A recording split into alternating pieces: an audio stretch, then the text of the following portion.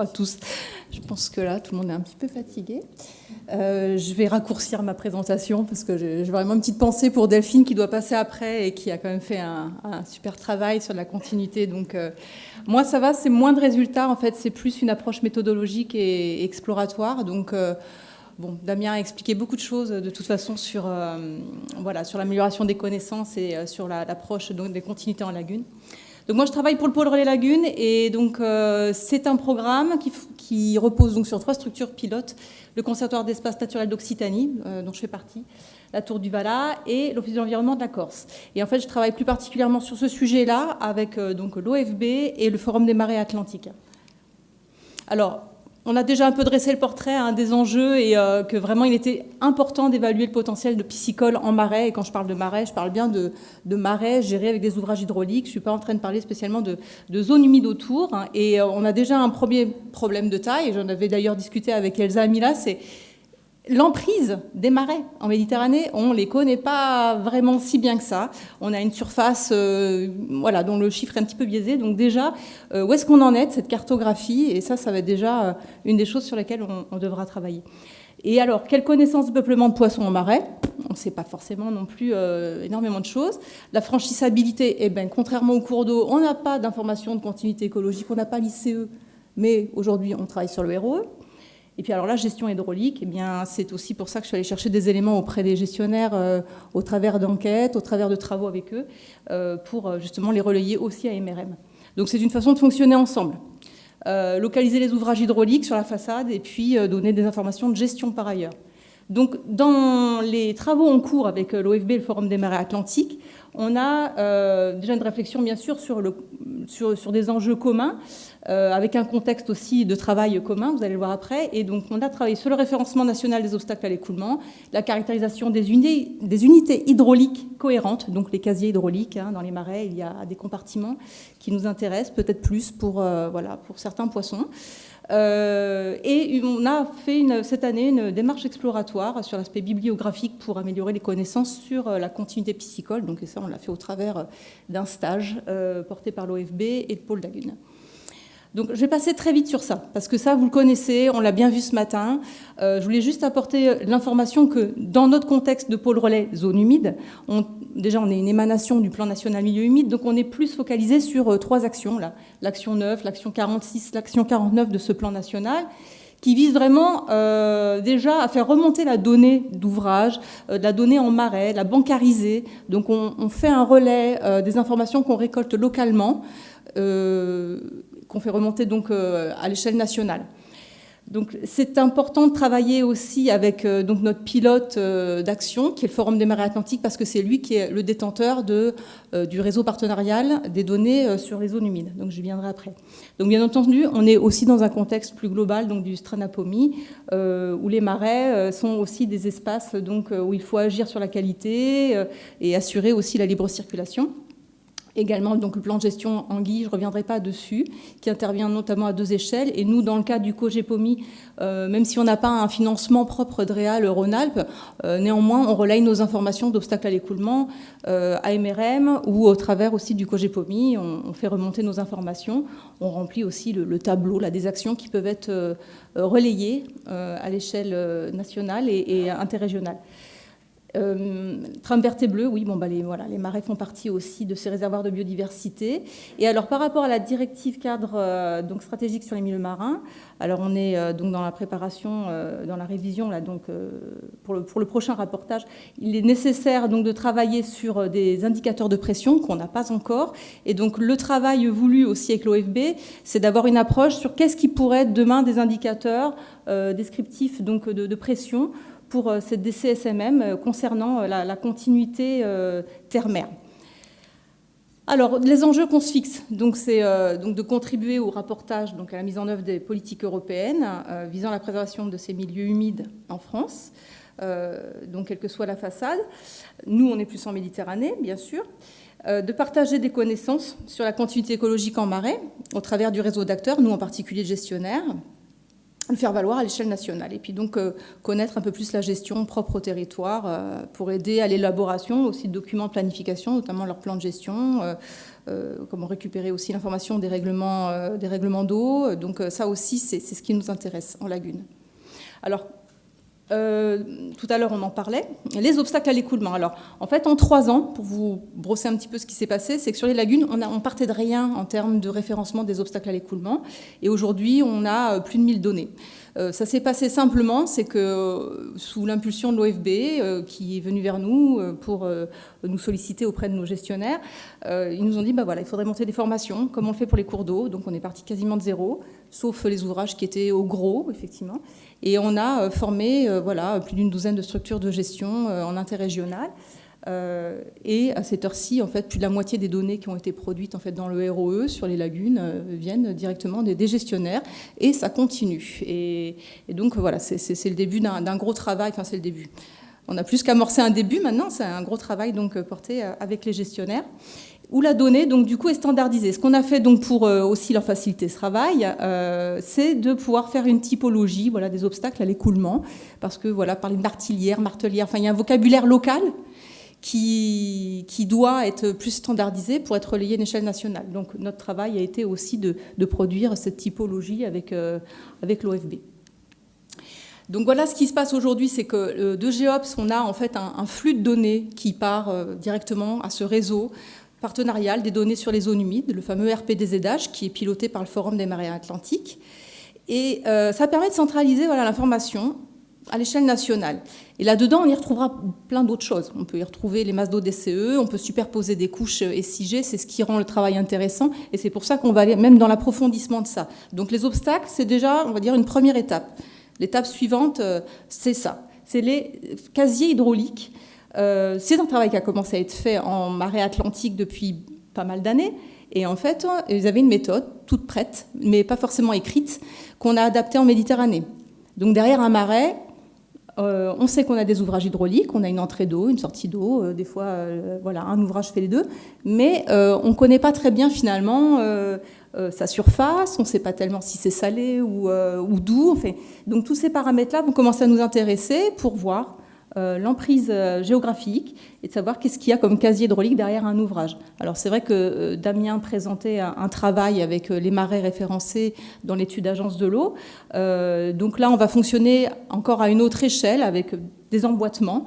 Donc cette typologie d'unité hydraulique cohérente, en fait, c'est une méthode qui est comme des poupées gigognes en fait, de casier hydraulique. Donc de savoir un peu comment ils fonctionnent les uns par rapport aux autres et quelle est l'inertie en fait, hydraulique aussi entre les uns et les autres. Et on va chercher, comme pour le ROE, en fait, à les codifier, à y mettre une nomenclature du service d'administration nationale des données sur l'eau, la code Cendre, à l'intérieur de la couche SIG qui porte le périmètre en fait, du casier hydraulique. Donc par exemple, voilà, ce qu'on va faire, c'est qu'on va chercher à prélocaliser, alors avec les études, les plans de gestion, les études hydrauliques des gestionnaires, on peut prélocaliser en fait des casiers hydrauliques. On sait qu'on peut les associer à des ouvrages de niveau de priorité 1 ou 2, suivant le niveau d'emboîtement à l'intérieur du marais. Et voilà, en fait, on a un tas de critères en fait, qui permettent de faire la délimitation des UHC, donc l'altimétrie, les digues, enfin, c'est tous les bourrelets, les canaux, les fossés en fait, qui font le pourtour aussi de ces milieux-là. Le régime hydrologique aussi, donc je vous disais qu'il y a des inerties aussi entre les casiers hydrologiques, donc c'est ce qui va nous intéresser. Et derrière, bon, ça je vais passer rapidement, on y met donc un code Cendre suivant qu'on est sur un marais qui est plus ou moins salé, on va lui donner un code. Sa géométrie, bon, son niveau. Donc, est-ce que c'est une grande unité hydraulique de niveau 1 et à l'intérieur, on a des unités hydrauliques de niveau 2. Donc, de savoir où on en est entre l'unité parent et l'unité fille, si vous préférez. Voilà, ils mettent un code. Et tout ça, ça va remonter.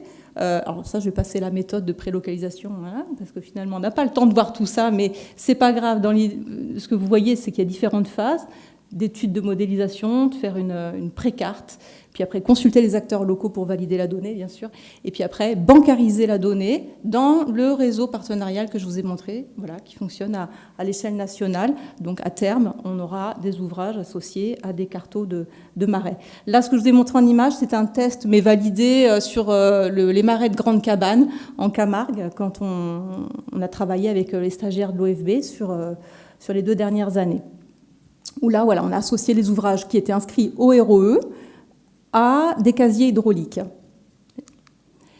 Ça, c'est notre lagune, enfin des marais tests, hein, juste pour vous montrer un peu le type de rendu qu'on peut avoir et qui pourra être relayé à l'échelle nationale par la suite, d'avoir voilà, quel type de barrage. Donc ça, c'est de la typologie ROE hein, sur la carte, barrage, obstacle du par un pont, seuil en rivière, et sont associés derrière les unités hydrauliques, donc la grande de niveau 1 et puis à l'intérieur des petites de niveau 2. Et puis là, on a précisé en plus le sens hydraulique. Donc on a fait des tests sur aussi les lagunes prioritaires donc au plage Pomy. Donc on a tenté voilà sur bâche Sijan, on n'a pas encore fait valider la donnée auprès du gestionnaire, mais ça ne saurait tarder. Donc Camargue, je vous l'ai dit, et Tandbert, on a fait également un test. Donc ce sera le travail aussi à venir pour le prochain stage 2022. Voilà, et enfin, donc, pour ne pas prendre trop de temps non plus, le dernier point qu'on a mis en place donc, cette année, c'était la démarche exploratoire. Alors, on parlait tout à l'heure des besoins de connaissances. On ne va pas le redire, mais c'est vrai qu'en marais littoraux, il y a un peu plus de connaissances sur les marais atlantiques, du fait aussi de leur exploitation. En Méditerranée, c'est différent. On a besoin d'avoir beaucoup d'informations sur la qualité de ces milieux. Et c'est vrai que Damien, je vais pas reprendre tout ce que tu as dit parce qu'effectivement, on en est là. On manque d'informations cruellement sur quels sont les poissons qui passent, est-ce qu'ils peuvent franchir nos martelières, c'est à quelle période de l'année, c'est quoi la gestion derrière l'ouvrage, est-ce que c'est ouvert ou c'est fermé. Bon. Donc en gros, on a une mauvaise connaissance de la transparence des ouvrages, une mauvaise connaissance des espèces, de leurs besoins écologiques. On l'avait déjà vu il y a 5 ans avec une première enquête.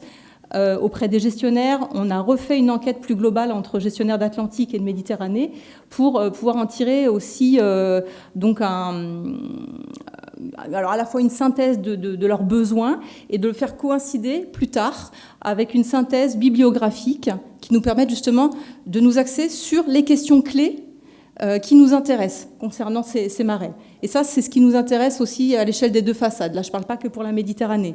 C'est-à-dire qu'on sait très bien qu'il y a une liste d'espèces qui nous intéresse sur les deux façades. Donc cette liste-là n'a pas été choisie au hasard. C'est une discussion qui date de juin 2020, en fait, avec un groupement de scientifiques des deux façades, y compris donc l'OFB, ceux qui travaillent effectivement sur le plan national migrateur. On a partagé en fait ces différentes espèces qui pouvaient nous intéresser pour les marais y compris.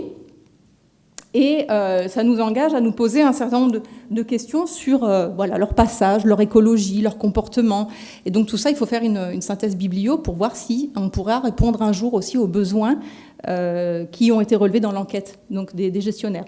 Voilà, pour faire vite, sur l'enquête gestionnaire, bon, il y en a 65% qui ont répondu en Méditerranée, donc c'est déjà pas mal.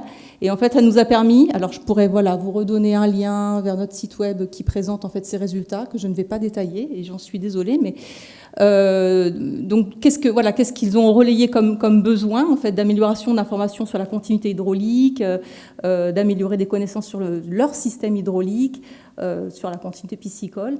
Alors, ce que certains nous ont dit, c'est que depuis 5 ans, quand même, qu'on parle de ce sujet-là aussi, hein, il y a eu 50% donc, dans les répondants de gestionnaires qui ont amélioré, en fait, quand même, les connaissances de leur système hydraulique.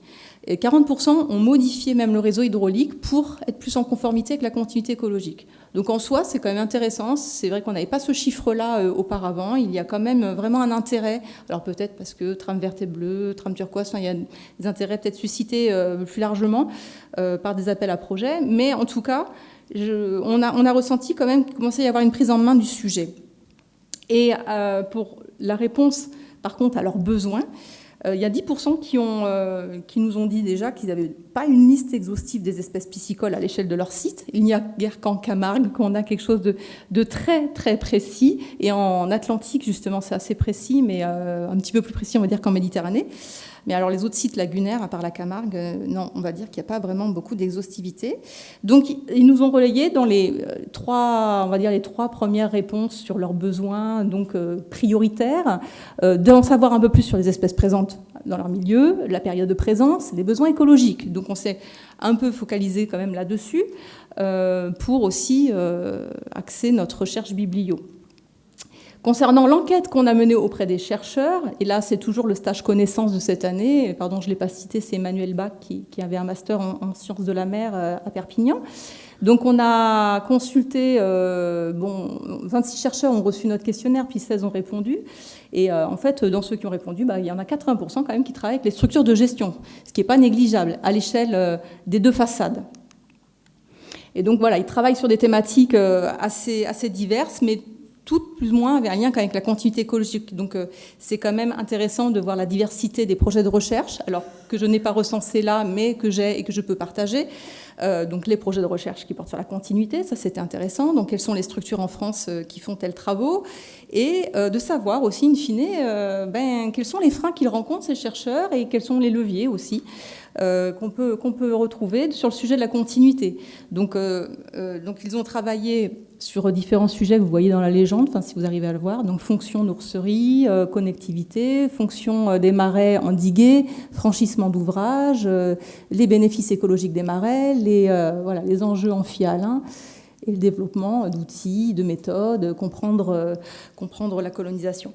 Voilà. Mais dans les difficultés, le problème, c'est qu'on retrouve un manque de temps, un manque de moyens humains et financiers, aussi pour pouvoir travailler un peu plus de concert avec les gestionnaires, produire aussi des outils, des livrables qui soient utilisables par les structures de gestion. Et donc, c'est quand même ça qui nous importe aussi. Donc, l'enquête chercheur nous a montré que, quand même, dans la recherche, il y a vraiment beaucoup de visées opérationnelles, et principalement quand même de la visée opérationnelle pour la gestion. Mais qu'il faut faire davantage coïncider, c'est faire davantage coïncider en fait les besoins des gestionnaires avec aussi les contenus des chercheurs, et donc trouver des moyens de mieux transmettre aussi et de mieux vulgariser les données scientifiques aux gestionnaires. Et on a remarqué qu'il y a une différence dans les livrables. Okay. Et puis en Méditerranée, on a moins de livrables en fait qu'en Atlantique, et pas forcément reproductibles facilement d'une façade à l'autre. Voilà, donc favoriser les collaborations, les moyens financiers et humains. Ça, c'était les questions clés sur lesquelles on s'est focalisé pour l'aspect bibliographique, mais je ne rentrerai pas dans le détail. Et ces questions-là, on va y revenir pour approfondir la synthèse biblio des manuels, sûrement au travers d'un contrat ou d'un stage, en tout cas en 2022. Voilà, pour avoir davantage d'informations sur les espèces ciblées. Donc, conclusion, on a besoin de poursuivre le partage de connaissances en marais littoraux. Référencement donc, des obstacles qui continuent, plus la levée des données de gestion, standardisation, bancarisation sur les casiers hydrauliques, là, sur les unités hydrauliques cohérentes, et mettre à disposition des acquis de la recherche, bien sûr, et des études sur l'écologie et le comportement des espèces qui ont été ciblées. Donc plus de partage de protocoles, de guides, d'études, fournir des apports synthétiques. Donc ça, c'est sûrement quelque chose qui sera à faire peut-être aussi avec MRM, donc d'avoir en effet des fiches synthétiques un peu sur l'écologie des espèces.